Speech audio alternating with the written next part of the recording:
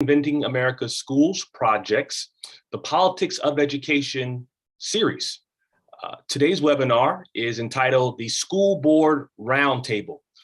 We've assembled a number of educators, of school board members from around the country who are going to talk about the politics of education.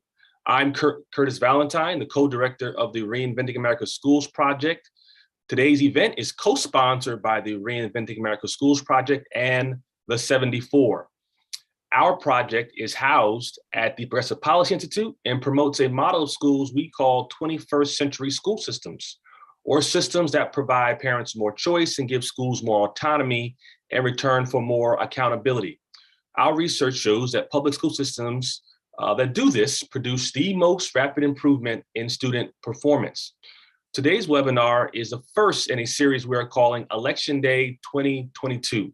This series is an opportunity to highlight the issues voters and candidates are considering in the run-up to Election Day in November. We will examine the power and influence of politics in the fight for educational equity in America with elected school board members from key battleground states to hear what they are experiencing in their fight for educational equity in their states and districts. Before we ask our panelists to introduce themselves, we want to take a survey of you all, the audience. And so you'll see a survey pop up on your screen right now. We want you to choose one, just one. Which group do you most identify with? Which group do you most identify with? I know personally, I identify with at least 2 or 3 of these characteristics. And so are you a parent, an educator, a funder, a journalist, an advocate, or a policy maker? And so as you all are completing that survey, I will ask each of my panelists to introduce themselves, where they're from, and we'll get started. So we'll start off first with my sister in Atlanta, Georgia, Erica Mitchell.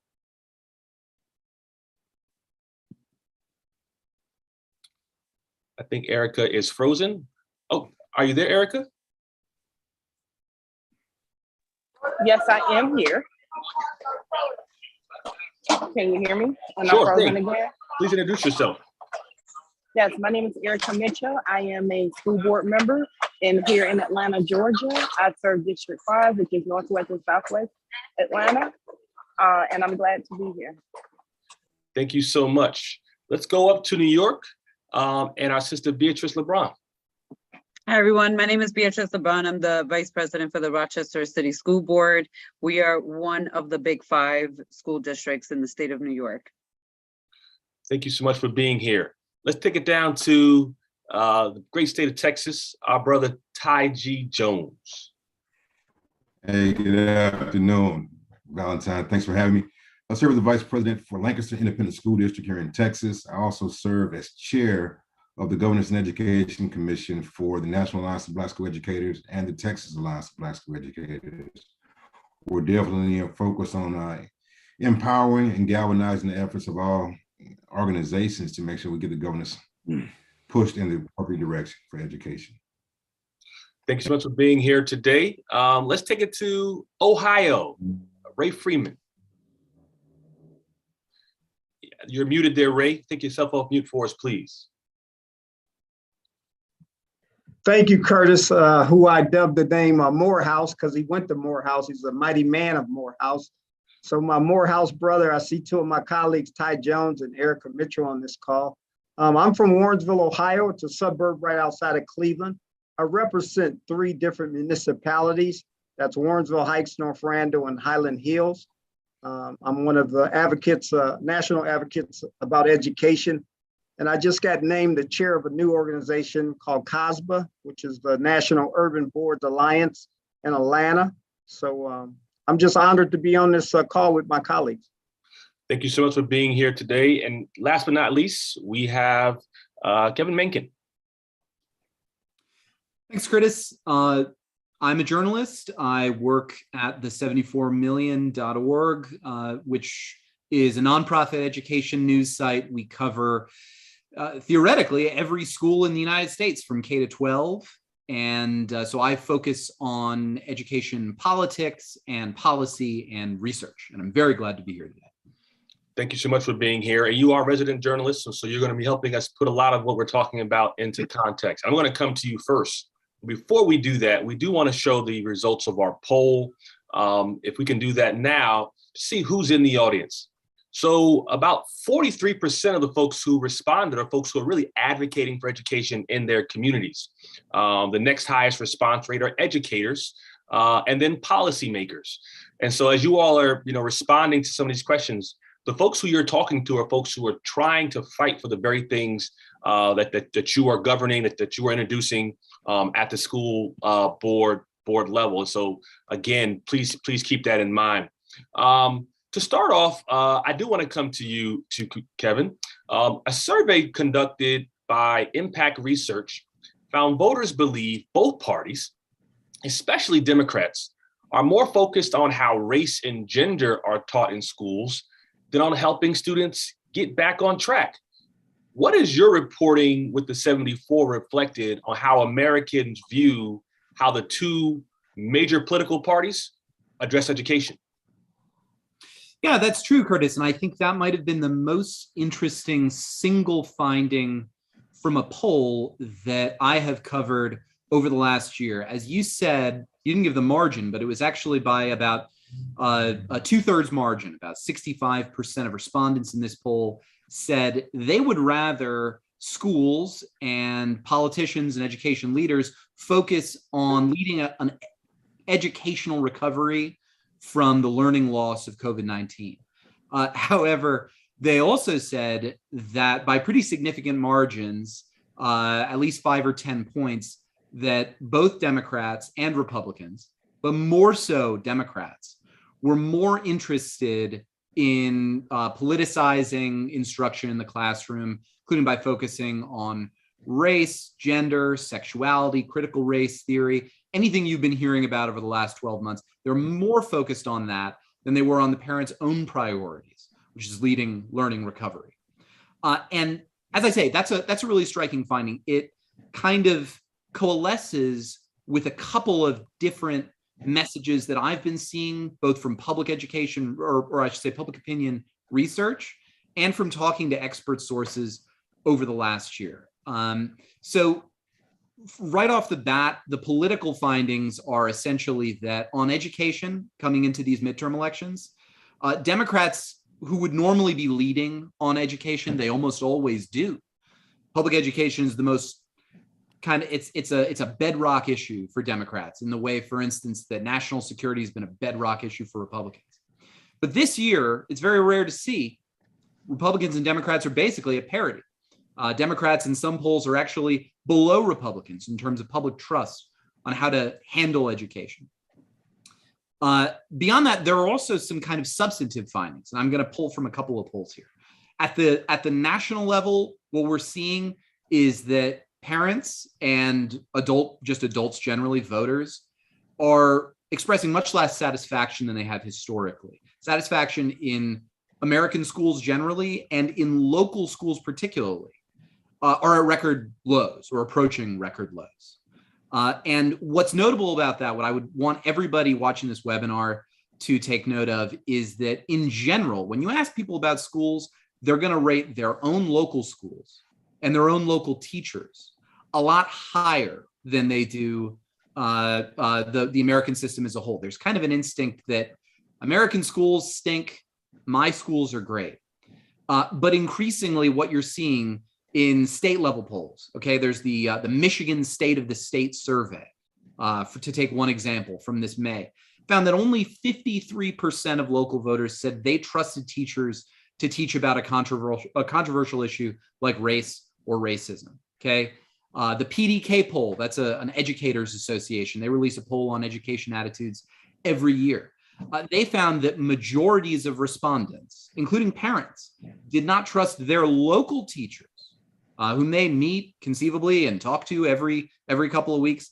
They didn't trust their local teachers to handle instruction on social emotional learning, on race, on media literacy, on the history of racism, and on gender and sex. And one further finding, just as a last one, what's striking to me is that when you look at non-white respondents, Black, Latino, and some Asian respondents, the trust in schools and the trust in local teachers is even lower than for white respondents. In some cases, that's traditionally been the case. Black and Hispanic voters have rarely said that they trusted teachers to talk about race and racism more than whites. But in this instance, you're seeing a softening in the confidence and faith in local educators and schools. And I think that should be concerning. You said a lot there. And I do want, my panelists to respond, particularly about what you said, but also more about what they are hearing in their own communities as it relates to the trust their parents have in the school system, and the connection they have to their constituents, and whether their perspective on the school system applies to them personally, but is generally a systemic view of education. Panelists, what are you all hearing where you are as it relates to the differences between political parties and how they're addressing education, but more importantly, the views of the voters on the systems and on politicians? Curtis, I can address that. Kevin is right on so many points. Just with our district alone, we're a Democratic makeup. I'm also the president of our Democratic club for the 3 different municipalities I serve. So I got like 2 hats. I'm a school board member, and then on once a month, I'm a actual political leader of maybe about 70 different members. But what the actual parents are engaging is like, they don't like the schools. They don't like the way they're going. So the narrative, and it's pushed by the Republican or the far right, is like, oh, well, you have an alternative, or you have a charter school, or you have a community school. And these parents, when they're upset with the current district that they're actually located in, they seek other revenue and go other places to try to take their child, hoping it'd be better. But in our district alone, we lost maybe about 600 pupils, 600 students over the course of 7 years, and we gathered 400 back. But it was the same narrative Kevin's saying. It was like, oh, we're not happy. And we have to do more as school board members to have engagement with parents and meet them where they are, and always touching them, always sending them something out from the district. Let them know what the district's doing. But politics play a big role, because if you're a democratic organization like us, with the Tri-City Democratic Club, it's hard to push back that narrative on some of the parents. So parents they don't feel engaged with some of the education in their current districts. Ty, Beatrice, Erica, are you hearing similar responses in your communities? I'm going to jump in because I do think that it is also very much so tied to your experiences locally and, what education looks like. And I can speak for myself. I grew up in the Bronx school district. In New York City, it's a very different education system than it is in Rochester. One time, right? But also just even the fact that we're in different parts of New York State. And New York State is a very large state, and New York City is a very unique place versus every other place in the state of New York. But to Ray's point, when parents are dissatisfied with their experience in a education system, this notion of moving it to another, but it really falls for the state of New York, everyone is under the New York State Department of Education, and they're following what the federal government is also saying. So I would say that yes, that's true, but you're really kind of ping-ponging yourself, if you will, through these systems when you're dissatisfied with one. But what I've also found for parents too, that for every parent that's advocating for A, there's a parent advocating for the opposite as well. And that has been my experience, especially during COVID, when we were talking about masking or reopening schools. I had the same number of parents advocating to keep schools closed and keep hybrid or Zoom options for a number of reasons, right? Especially intergenerational families and so forth. But I had also the same amount of parents saying, oh, reopen schools. And so it can be difficult to navigate that space when you have parents advocating for opposite views. And I definitely just felt like I needed to highlight that, because what you do often find is that, again, for every parent that's advocating for one point, there's another parent advocating for a different. So. And so, Ty, in issues like that, when you do have parents advocating on different sides. How do you make those decisions in Texas? Really, for us, we are an independent school district, which means we have our state policies, but also the board has the opportunity and the ability to strengthen those policies through local policy. So we are the governing body. So in those situations and instances, I know when we had the issue with COVID, masking or not masking, we made a conscious decision based off of the information that was coming from our health department. We were a more susceptible to our students and our parents catching COVID. So we made a conscious decision to ensure that everybody would wear a mask. Now, there was a mandate in which the governor specified that we could not mandate that, so we did not mandate it. But of course, we utilized the appropriate language to encourage every student to come to our schools with masks. The other issue that Kevin kind of mentioned is about what do we teach and how do we teach it. I've been in public education was in public education for over 20 years and in the classroom teaching, and it's really about how do we position the content to the students so that they're able to receive it and not really being pulled so much by these different entities as far as the Republican or the Democrat or the independents, but our focus is educating children. Our focus is giving them the appropriate content, information, so they can become better individuals moving forward and make decisions that's best for them. So fortunately for us, we are a predominantly African-American and Hispanic district, and our parents have kind of much galvanized with what we've been proposing to them. And, fortunately for us, last year, we had 100% graduation rate, which is the first time we've ever had that. No, that's outstanding. I think you're living in a state where you do have this sort of the state government really managed by, folks from a different political party as some of the local districts. That's similar in Georgia as well, where Erica is. And so again, how you navigate these differences and sort of how the state governments, state policies impact your local school district. What are you seeing in Georgia, Erica? And what about what Kevin said jumped out at you? Well, a lot of things that Kevin said stood out to me, as well as Wade, Patrice, and Ty. One of the things that I'm seeing here in Georgia, especially in Atlanta, we have a lot of different school districts. So let me just kind of explain the landscape of Atlanta. We have a city school district, and then we have a county school district. So Atlanta Public Schools is the capital city of Georgia, and it has its own school district. And then we have our county school district, which Atlanta sits in Fulton County. And then you have Metro Atlanta District, you have the rural and suburban. The uniqueness about us, we are an independent school district. We are governed by a local board. But what has happened with Georgia and Atlanta uniquely is that we have different ways and different strategies we use to navigate when it comes to the different laws that's been passed by our governor. Just as an example, everyone hit the fan when we start talking about critical race theory, right? But when you start to pull back those layers, critical race theory is not taught in a K through 12 setting. It's taught more on a collegiate, law school, graduate school sort of platform.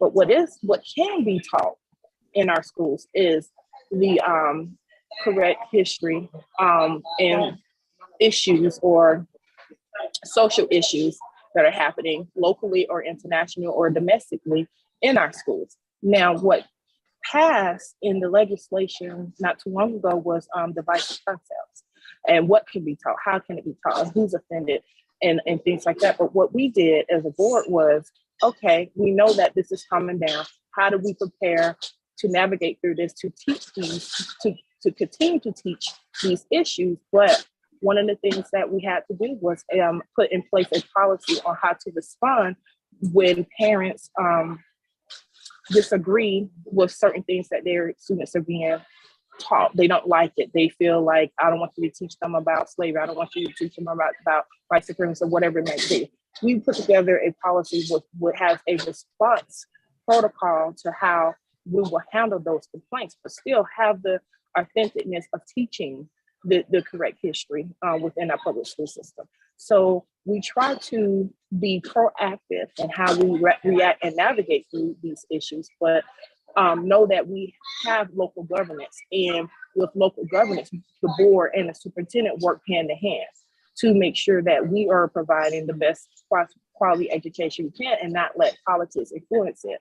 But it does, because, you know, politically, your governor is going to pass a law. There's going to be legislation that's going to trickle down to the school level. You got the Department of Education as well. So you have all these components, but yet we still have that local control on how we choose to strategize and navigate through a lot of those issues firsthand.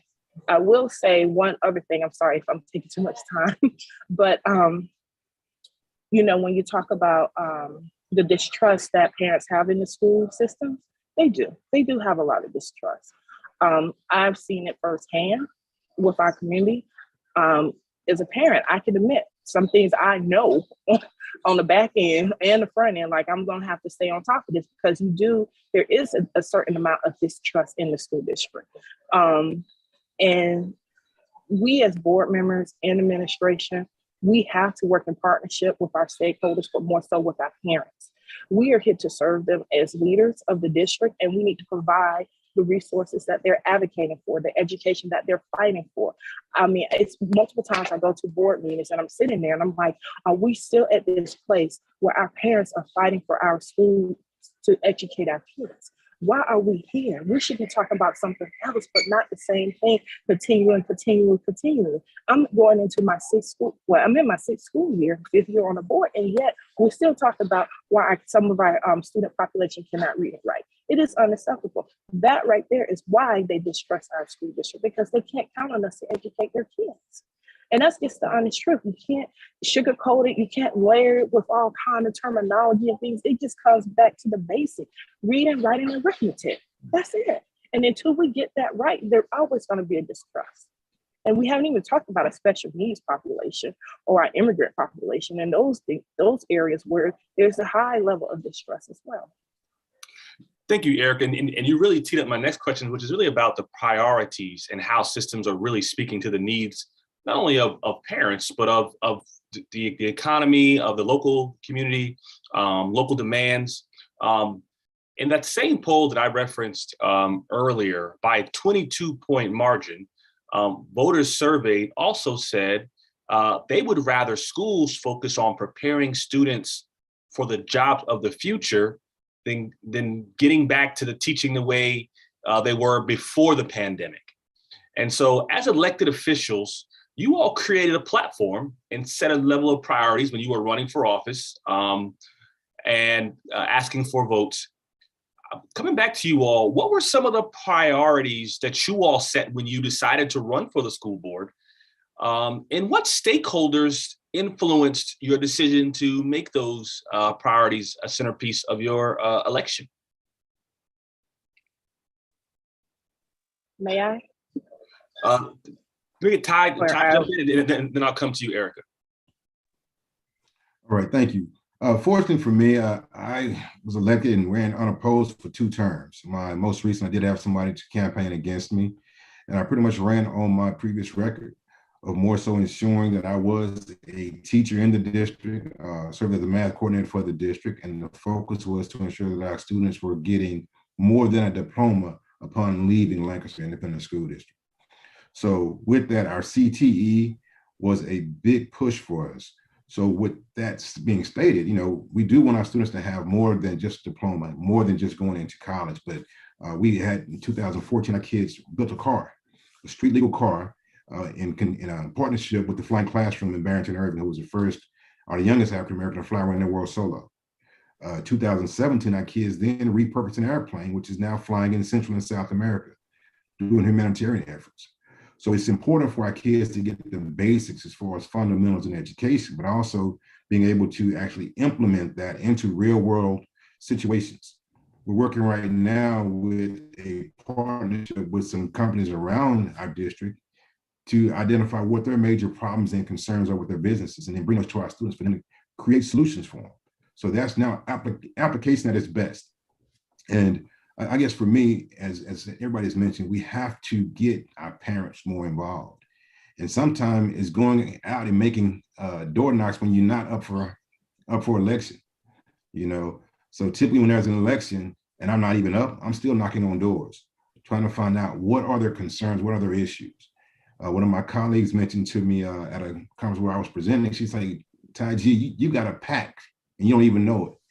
And which I really hadn't thought about that. But each of us as elected officials have a group of individuals who support us. And someone may disagree with some of our decisions, but they still support us by reelecting us. So we have to be able to utilize them to make sure that we know exactly what their concerns are and what their interests are. Because I'm one individual representing, say, 5,000 people, but I got to make sure that I know what those 5,000 people want. So I think that's been the biggest thing for me, is really moving forward in public education, advocating for what's best for the students of Lancaster Independent School District, the state of Texas, and nationally. So thank you, Mr. Valentine. No, thank you.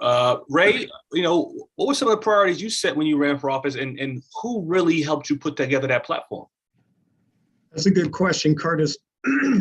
What happened with me, I had a kidney transplant. I was sick. I came back to my hometown in 2014. Once I got healed and well, I looked at our school district. I looked at the city council. I looked at the district. And us in Ohio, us being at the time in 2014, like 612 schools. And I seen my alumni, the school that I attended, the school that gave me a chance to take a football scholarship and go to Colorado, was in dire need. They had needs that we were almost at the bottom, 608 out of 612. And I decided then, because my best friend was the mayor, NBA basketball player Brad Sellers, a 7-footer. You know his daughter, Curtis, she's starting with the Maryland Terps. But I decided to run. I got around, I sat at kitchen tables, I talked to some of the seniors. What I did is went to the seniors and seen how they felt about the actual community, and they were negative. They were very negative. Like, why are you doing that? You shouldn't be running for that. They ain't gonna never be nothing but an F for this district. So that gave me that fuel, that passion. And two of you guys on here know how I go. Ty, No, and Erica. When I get passionate about something, I'm about winning. You know too, Curtis. So I decided to run. I ran, and I had a great superintendent. He's still with us, Donald J. Jolly II. So here's an alumni guy that was from my neighborhood, Westwood, that graduated 10 years after me and Brad Sellers, and he was going to take on the helm of the district. And when he decided to do that, I wanted to be with him because he's like a little brother, but I wanted to do it for, at the time, we used to have 3,000 kids. We were down to 1,400 kids approximately. Now today, we almost reaching 1,900. We got a partnership, like Ty said, with Amazon and Airbnb controls, and other companies are coming to our district under my president and leadership. And we got out of academic distress. And now we're the model school in Ohio, an African-American district that's doing it right. Everybody's calling us. They want to talk to us. They want to do podcasts with me and superintendent. But what made me run is the kids. I mean, baggy pants and calling me OG. I was like, what is this? Like, what's up, OG? I'm like, what is this? We don't do that here. So we wanted to take the level of education to a higher level. And that's what we're doing here. We just got a $125 million project. We replacing all new schools. So the 5 buildings we had, we already replaced 2, and we're going to replace 2 more, a junior high school and a high school here shortly in next July. And we went to the actual districts in Ohio. We were the top voted for district on a levy in 2019 at 76%. So that shows what we do and what those actual parents and the stakeholders believe in us. We got a big racetrack, one of the biggest racetracks in Ohio, right down the street. I can walk to it. And the stakeholders believed in us. But I ran, Curtis, because I seen the kids, and I didn't like the direction that a school district I love. I've been there since pre-K, and I wasn't gonna let it happen on my watch. So I'm proud of what the work we're doing, and it shows, because now everybody's paying attention to Warrensville, want to come to Warrensville, want to teach at Warrensville. What y'all doing? What's the bottle? What's the secret? We don't have no secret. Just worked hard, and we were dedicated to educate these children. No, I mean, it sounds like Ray and Ty, you all seem to sort of like a bottom up, really like kind of a grassroots approach to this. Beatrice, in Rochester, was it a similar endeavor from yourself, sort of starting? Yeah, so So I have been a parent in my school district for 20 years and counting. I've graduated 2 daughters. I still have a sixth grader in the district, and my grandson just started this year, and I'll have 2 other grandkids right after my grandson starting. So for me, this was very personal. That was the first piece. But 2, even though I had been a parent at that point for about 15 years, I ended up working in my school district as a long-term sub in special ed and ELL. And it was not until I actually started working in the system where I realized, wait a minute, as a parent, you know, my kids are coming home, they're giving me a very high level overview of their day. My day was good, mom. Like, I'll see you later, especially teen girls. They don't want to talk about their day, and they're in lots of different moods, and it varies day to day. So I was not getting that like day-to-day detail of how things were really operating from children, right? So I ended up working in my district and then experienced a lot of just heartbreaking things that I've witnessed, and not just because of the families, but also how some adults were even interacting with children. And so when I ran, I actually left my school district to figure out how to run for school board. I didn't know anything about politics. I didn't know how to run for a school district. And I did not go and sit with elected leaders. I didn't go and kiss anybody's ring. I really, truly wanted to run to really make a difference for kids and families in this community in a different way. And I often find it kind of odd that we talk about families, that we don't include our families who work in the district too. We kind of separate them like families who are coming into the system, but not families that are already in the system and working, and that disconnect. And for me, that's one of the bases that I ran on. I wanted to create stronger relationships with school staff and parents. And I said, for me, that was a pivotal focus, because I always went out of my way to intentionally build relationships with all of my children's teachers, because for me, they were one of the most critical other adults in their life. They have my babies for 6-7 hours a day, every single day for an entire school year. It was important for me to build that relationship of trust, right? So it goes both ways. Knowing my children, you call me if there's an issue, but knowing that that's not the case for every parent. So I ran on parent engagement and family engagement, because I adopted a child, and there is a caregiver aspect to bringing in another child into your home and being an advocate and not being a biological parent to a child. That's another layer of this. So I really ran on family engagement as a whole. And what I will say too with the family engagement piece is that parents and families are always competing for time.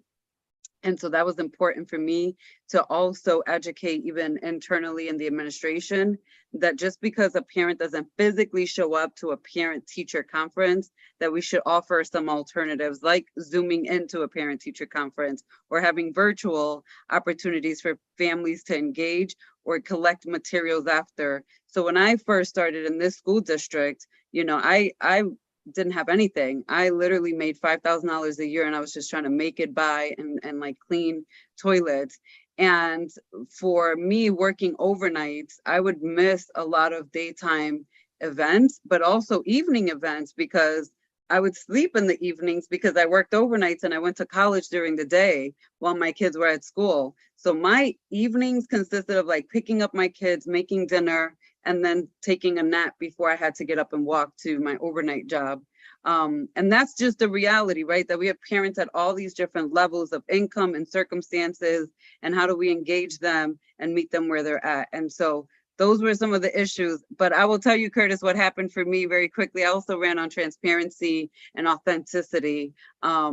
And one of the things that happened was that when I joined my school board, we had a deficit, and I felt very compelled to like bring out the fact that we had this deficit, and that led me down a different path from what I originally ran. I still am very strongly involved in lots of parents and family engagement work. But I also work in a field where I was doing home visits, and Rochester is only but so big, and you will encounter many of the same families that you're serving. And I feel very fortunate for those experiences, but I did end up shifting more into the finance piece. And now I'm doing participatory budgeting so that parents have a voice in our budget, because as part of the Big Fives, our families don't get to vote on the budget. Every other school district in the state of New York that's not one of the major cities or a Big Five school district, they do have a say in how finances are spent and taxes are raised in their community. We don't. And so I do think that participatory budgeting will allow some family voice back into the budget. And that's what I'm pushing for at this point. I want to come to Erica before I do that. I do want to come back out to our viewers and take another poll. And so this is particularly as it relates to the role of parents in political campaigns. And so this is a very yes and no question. It's the idea that do you believe that politicians prioritize the voices of parents in their campaigns? And this is sort of in the running of the campaign and the voices of parents as they're going out. Are they speaking to parents? Are they including parents in their focus groups around what they should be running for? Through the campaign process, do politicians prioritize parent voice? I want to throw out another piece of data for you, Erica, just to respond, and you could also incorporate your previous question. Among Black and Latino voters, Democrats lead only 5 percentage points on the generic ballot after winning them in 2018 by 82 and 36 points respectively. Black and brown parents have been a growing political power, but now find themselves competing for power with conservative parents. These organizations that really spurred out of COVID. How have sort of voices of conservative parents changed how education is being discussed in states like Georgia?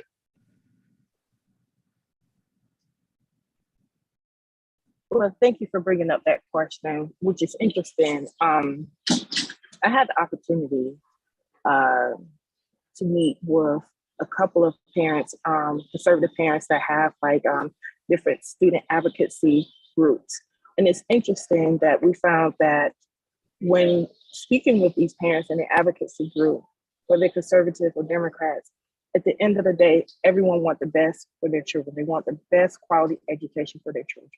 That's one of the things I took away from that meeting. And I feel like we share some similar values. And I don't go into you're Republican, you're Democrat. For me, I run nonpartisan. I work with both sides. I don't get into which side is better, which side is not. Because at the end of the day, it's about how we and what we do to make sure all kids get the quality education. But there has been what I call is staying within your party ideology or values. And that's where sometimes it gets a little bit of conflict. And those are political issues that play into the schoolhouse that should not, because I feel like politics don't have a place in education, especially on the K-12 level. That's just my take on it. But I try to work with both sides because it's important that we do. And I've seen parents that normally wouldn't want to work with conservative parents are starting to reach out to them because they see the state of our schools at this moment. Coming out of the pandemic has shed a light on a lot of inequities, a lot of things that have happened. And now it's like, how do we come together to work together? Let's push politics aside. And that's the way I've been leading. And, even when you ask me what were my priorities when I ran for office, and, a lot of people wanted to make sure that their students are ready for the world and the workforce. That is so important. Why are we educating them if we're not getting them ready for the world and the workforce? I even take it a step further, getting them ready for an international workforce, because the internet and in the past over 20 plus years had connected us in ways that we wasn't connected before. And that's through communication. And that's, and I think there's opportunity for our students to be able to be ready for an international workforce outside of their local states, their local cities, because it's limitless. I think when you're able to bridge the gap and provide services for or job training for different countries, you open up the door for another market. And I think this is shareable. And I don't for me as a board member, I don't exclude that international, opportunity for students. This data, this particular poll, for those who are on the call who are Democrats, who vote Democrat, should be alarming, because this fight for sort of a party that stands with parents and education is seemingly up for grabs. Beatrice, Ray, Ty, I mean, what should the Democratic Party, what should parties be doing to regain confidence and support from Black and brown parents as a party? I'll go on that, Curtis. What we need to do as Democrats, we got to get involved with the process of education. You asked earlier, have you heard candidates? So me being a leader of a Democratic organization for 3 different municipalities, I have over 30 or 40 judges that come, Curtis, when they're going to run. They want to try to engage those 3 municipalities. So they call me, I talk to them, but they throw education out there like it's just a catchphrase. And I'm going to be strong on education. Are you? What have you done in your past? Show me your resume of work, what you're doing for Black and brown children. Oh, I don't have that, but I'm going to do it. No, show me something that you can get engaged. And I'm a Democrat. I'm a Democrat, no doubt about it. Show me what you're going to do at the local level, what you're going to do in Lancaster, what you're going to do in Rochester, what you're going to do in Atlanta. What are you going to do in those districts? What are you going to do at Prince George? What are you doing to help us? So we as Democrats have to get everybody involved. I think we took our foot off the wheel, Curtis, a little bit. So we slowed down a little bit when we was going like 80. Now we going like 40. Now you have narratives put in different districts. Oh, well, they got critical race. Oh, what are you teaching? You shouldn't have that in the book. I have parents calling me from different districts saying, Mr. Freeman, look at this. This is for my daughter. And they had some sexual preference in it. And I was like, yeah, they did. But we have to get engaged. And the actual politics of it is big, because if you have a catchphrase, like Kevin said, critical race theory, something that started in 1981, it was just a hypothetical from a college professor like you, Curtis. And now the other party is going to use it to say, oh, education is bad. We should go with Betty DeVos and the Voss group in Michigan. We need to go that route. But you got a public education that's funded right here that gives you a good education, gave me a great education. You know, most of my classmates are doctors, lawyers, and everything else out of a public education. So we got to do more as a Democratic Party to get them involved. Don't just throw it out as a catchphrase.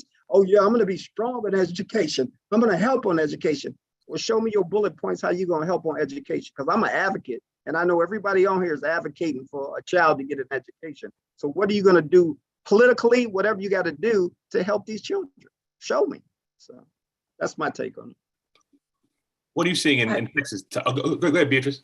No, I wanted to jump in on this one, primarily just because I always also say there's like actually no perfect like elected official or candidate, and people, it's the same with the party. As I'm also part of the, I'm the treasurer for the county for my party here for the Democratic Party.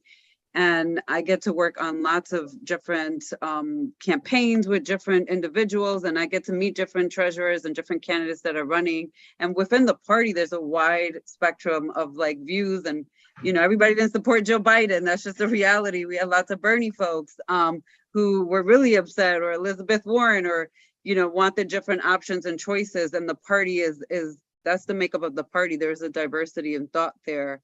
And I say that to go back to how do we bring parents back in? I think parents have to decide for themselves what are the strongest issues and where they're going to align themselves with. I personally can never vote for a conservative Republican. That's me. I just cannot. Although there are things where we kind of intersect on some probably issues that I can sort of see where they're coming from and their point of view or their side, right? I think that's one of the questions in the chat, like, regardless of what side you're on, how can we just go back to having some civil conversations around opposing views? Because that's part of what's happened in this country I would say even in the last 5 years, that we've lost this ability to have Republicans and Democrats and have conversations about where are these middle grounds that we can kind of work together on realistically, and where are things that we're just not going to see eye to eye and just not touch and fight our side and fight our without the name calling or the bashing or the trying to like drag people through the mud because we just don't agree on these issues.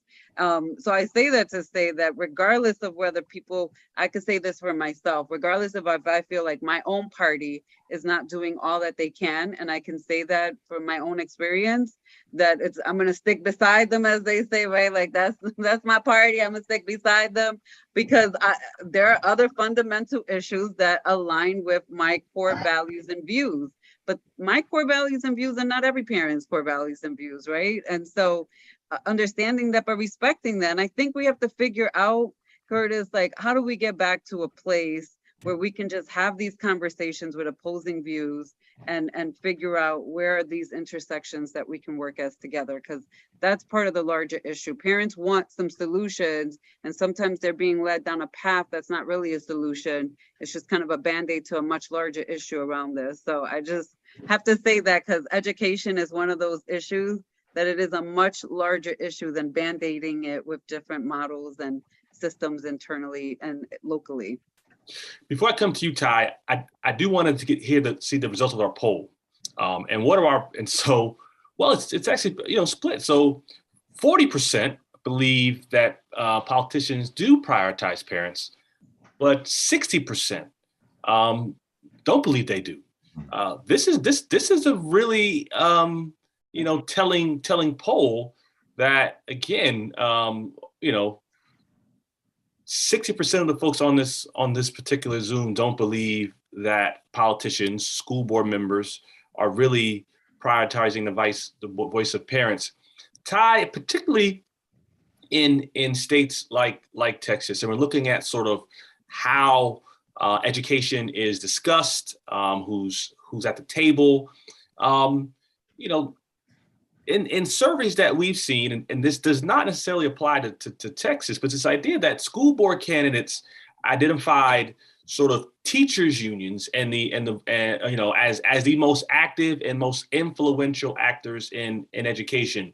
In places, in right to work states are not as necessarily as powerful, but for the four of you, where you have the role of teachers unions being with varying levels, how are we really balancing the power and voices of teachers unions and the power and voices of parents who are calling for particular programs that may be opposed by teachers unions? Yeah, I guess one, here in Texas, we are nonpartisan as far as school boards. So that's one of the pieces there. So we have to work with both sides. Our State Board of Education is partisan. So when we're looking at curriculum, those types of things, we have to go and visit with everybody at that point. The majority of our committees are bipartisan as well. So you're going to have some on the Republican side and on the Democratic side.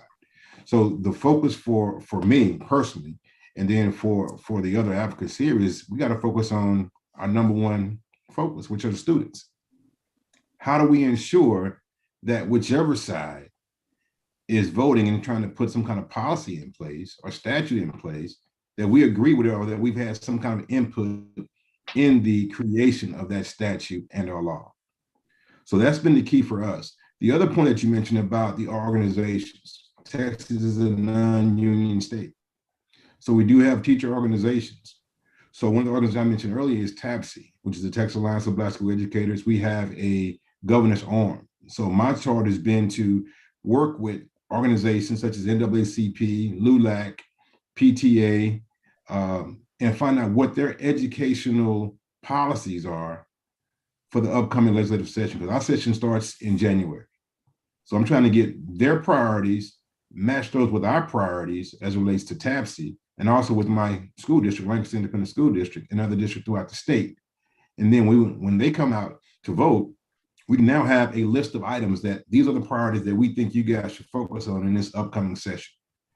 In April of this year, our Senate put out their interim charges, and I'm looking at them right now. And the first one is parent empowerment. The next was COVID-19 impact. on the educator pipeline, student discipline, school library, advisory council review. So these are the items that the Lieutenant Governor has put out for the Senate to begin to focus on this upcoming legislative session. So now what we're going to do is look at, do these match with what we're doing or what our focuses are? If they do, now my team and other advocates are going to be calling the legislators, letting them know what their position is, that's going to impact their respective districts. And as Ms. LeBron mentioned earlier, sometimes you're going to have some for it, some against it. But we got to figure out what's going to be in the best interest of the students that we serve, and also the educators, because that's without the educators, we can't do much. I want to talk about, we have about 10 minutes left, and I want to talk about what's next. And so, Kevin, I want to come back to you particularly, and then allow the rest of the panel to sort of jump in and sort of, where do we go from in a world where we have particularly, Black and brown parents distrusting of school districts in many cases, run by African-American leaders and governed by African-American elected officials.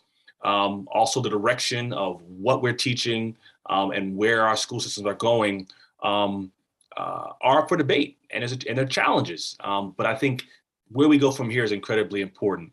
Kevin, nearly 9 out of 10 voters, 87% agree that students lost ground during the pandemic, and 60% say they're still behind.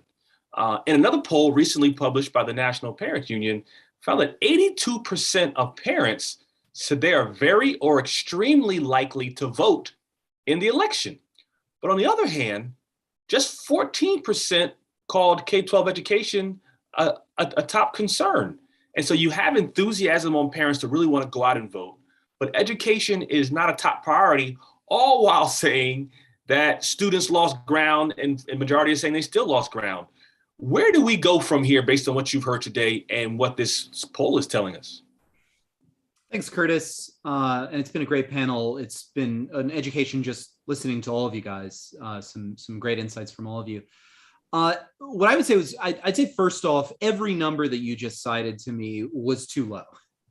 100% of parents should know that their kids lost ground during the pandemic. 100% should also agree that they're for the most part still behind. I mean, this is an empirical question. It's been demonstrated in lots of education research. Next week, we're going to get a release from national federal standardized testing that I can assure you will show a vast amount of ground that still needs to be made up. So that's the substantive point.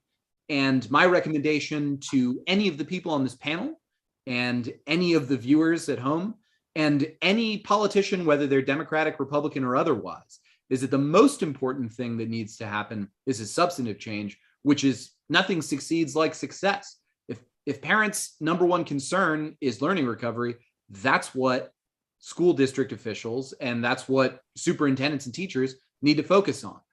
If you nail that and it can be demonstrated, then your political problems in this area will, if not dissipate overnight, they'll be for the most part handled. If you can point to learning recovery, then you have a win that's going to go way beyond some ephemeral focus on culture war stuff. That being said, I mean, everyone's trying to do that. I know everyone is making good faith efforts to improve teaching and learning. Politically, though, my message to anybody running on education for what comes next is you can't just explain your way out of the political problems here. The rule should be never complain, never explain. If a political opponent is saying, CRT is happening in schools, and you know for a fact that's not the case, it's not enough simply to say critical race theory is a legal doctrine that is never taught to K-12 students. You're contradicting one point, but you're not changing the discussion to terms that are actually of interest to most voters and on which you can offer maybe some important and applicable information. The solution to all of the political problems I think we've discussed here today is you can't control the claims that are going to be made by detractors, including detractors in good faith and in bad faith. You can only control what it is that you say. you need to be focusing all the time, round the clock, talking about how learning recovery happens, how schools improve, how teaching improves. That should be the substantive focus, and that needs to be the political focus of anybody who wants to win the support of parents and the various other people who are going to be voting in this race, because it's not just parents, it's business leaders, it's homeowners. Educational improvement is the message that needs to be coming out of everyone. Thank you. And thank you so much for your insight and your perspective. It was really grounded us and where we are and where we need to go. I do want to come to my panels for a final thought. I'm going to give you each 60 seconds, but I did want to touch on particularly something that Ray said earlier around parents sort of leaving the system to go to charter schools. And I want to be very clear. Charter schools are public institutions, publicly funded. And so there's competition. Some of you all have seen some students who are leaving the traditional public school system and choosing to enroll in public charter schools. And there is competition. I think the question I have for you as you all wrap up, how are traditional public schools really competing with parents to make them a destination? And how are we holding those schools accountable for ensuring they're meeting that? I'll start with you, Erica. One of the things I can say here in Atlanta, we have a significant amount of charter schools throughout the city. Families, parents, caregivers want different options for their students. Every child is unique, and they feel like, okay, we have charter schools, maybe this might be the best fit for my child. Public schools, traditional public schools as well. Now, how as a district are we aligning ourselves to make sure that we're offering and we are competitive with those charter schools? That's through different programmings. That's through different academic opportunities. But then we have to go back and look at what is our competitive advantage. And when I say that is that we have in our district 2 signature programs. And within those 2 signature programs, those programs, hold on, let me just go back. Through the signature programs, as an example, STEM and STEAM and IB, International Baccalaureate. We take those models and allow the parents, the stakeholders, to customize what they think and what they feel that will be the best educational outcome within those signature programs. So now we have the parents engaged and involved with the community, and that's how we're trying to offer more opportunities for our students along with competing with charter schools. So I just use that as an example of what we're doing as a district right now. Ray, what are folks in Ohio doing to really compete for parents' support? What we have here in Ohio, and it's not that much on education, as far as the recruitment of some of the other schools in the private boys and girls school, it's about athletics. And we had a chance that we can go after those scholars, or what we call scholars, because we have great athletic programs. But what helps us, Curtis, is that the new actual buildings. We have brand new state-of-the-art buildings that's going up. So now the destination may be there. But what we did, we looked at, just like Kevin said, you got to look at other things other than a child going to college. So yeah, we had a couple sophomores that got their associate's degree. It was in the newspaper. It looks good. Like, oh, Cameron Ray, he's got his degree in 10th grade, associate degree, two-year degree from our local college. But what we have to do is just see what they want to do. So I'm going to go to Warrensville for, am I going for this? Am I going for that?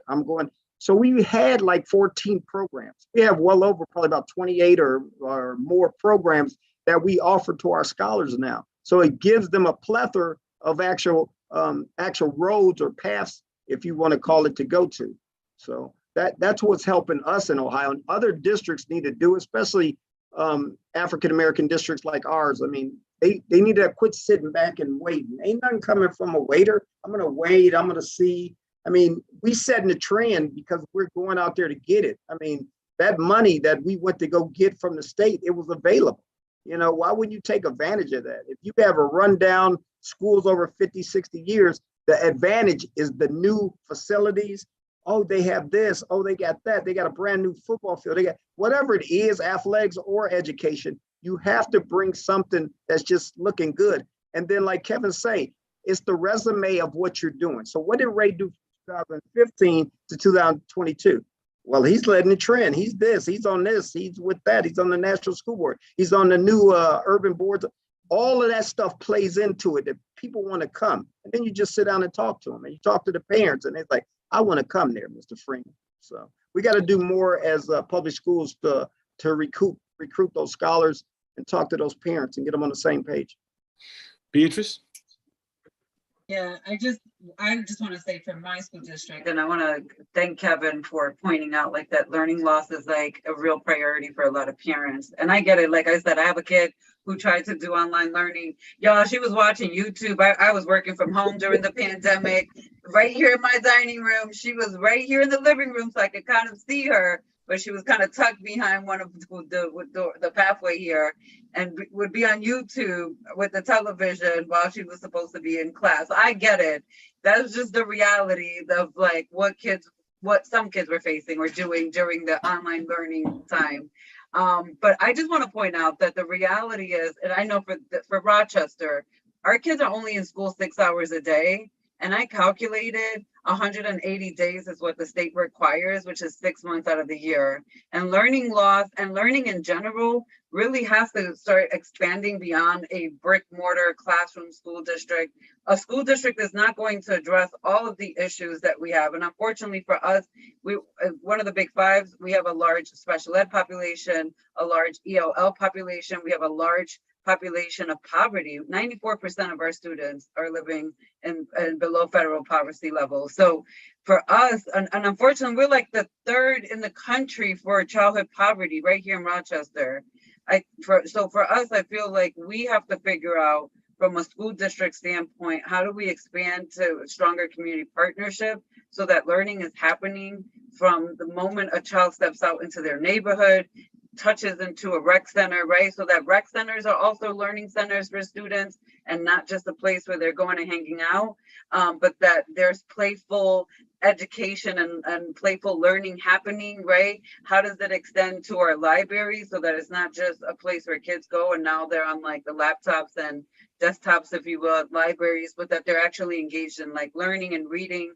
And school districts have to do that and be better partners with our other entities around us so that a child is wrapped around playful learning opportunities 24 hours a day. And even for myself, I know this for even my own child, I had to start taking time out to help my daughter with some additional work, because right now, my district is doing things. I can literally point to things that they're doing to address learning loss, and the ARP dollars in federal government require 20% be invested into learning loss for our district, for New York State. That's our requirement. I don't know if that's the requirement in Ohio, Texas, or Atlanta, but we had to take 20% of the ARP dollars and show an investment of learning loss, which meant extended day. There's still things happening for before and after school for kids to come in and learn.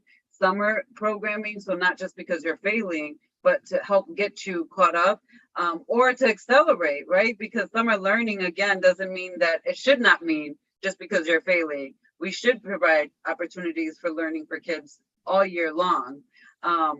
So I'll just leave it at that for me. And I just want to say this to any parent listening, like, that the advocacy really has to be for a community to embrace education beyond the school system, although they have to be a partner, right? That's always my gripe with my own district. Like, we have to be better partners to these non-for-profits, and we have to align this work so that if I have a fourth grader and they leave and go to a library, that the library closest to them is aware of the curriculum that a fourth grader is doing and offers them like opportunities to learn, to cross collaborate those curriculum with learning opportunities. So it's really going to take a lot of outside the box thinking, because we've all lived through this pandemic, even though we're in different systems and different ways of how it's happening. But the reality is that all of our families were impacted, all of our children were impacted in one form or another. And so that's going to be my advocacy as I move forward I'm running for one more term, and then I will not be running in this space, but I will still remain a parent of a student in public education. I'm still going to remain a grandparent of children in public education. So my advocacy is not going to stop because I leave a school board. But my advocacy moving forward will be that we start pushing education outside of brick mortar and figure out how do we align these resources, like I said, so that education is happening for that child in their community on the weekends and the evenings with all of the community resources that exist, and that they're aligned to the curriculums that that district is doing. Thank you so much. I'm going to give you the final word, Taiji. All right, well, thank you very much for the invitation and also for the panel and the panelists. Great insight from each of you. I think for us, what we decided to do in Lancaster ISD was to become a district of choice. And we became the first K-12 STEM district in the state of Texas, in which our students were introduced to STEM at different levels, starting at kindergarten. And with that, we did have a charter school to come into our city. Some of the kids went there. This was a flashy building, new stuff, and then a lot of them came back a year or two later. So really it's about focusing on the education, giving the kids the best opportunities to learn, and also creating a atmosphere and a climate for our teachers to grow as well. At our high school, all of our math and science teachers have to have master's degrees. And we actually paid for that for the teachers who didn't have them back in 2017. So we have to equip our staff to make sure that they're able to build their capacity and instruct our students, but also be able to be flexible enough to change to our environment. As a teacher myself, I remember when I first started, I always wanted my kids to adapt to me. Then I realized I got to adapt to them. They don't have the capacity to adapt to me all the time. So I think a lot of our teachers have begun to do that. And that's why we're seeing the success that we are in the classroom, in the band room, on the football field, and also on the basketball court. So everybody who's performing athletically had to be performing in the classroom first.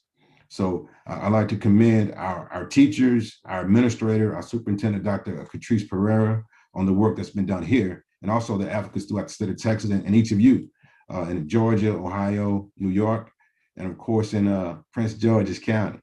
So thank you very much for the opportunity. No, thank you all so much. Thank you. Thank you for joining me. Thank you to Ty, to Beatrice, to Ray, to Erica, and to Kevin, and for everyone who joined this conversation. I also want to definitely shout out my colleague Jasmine, who was helping out as well.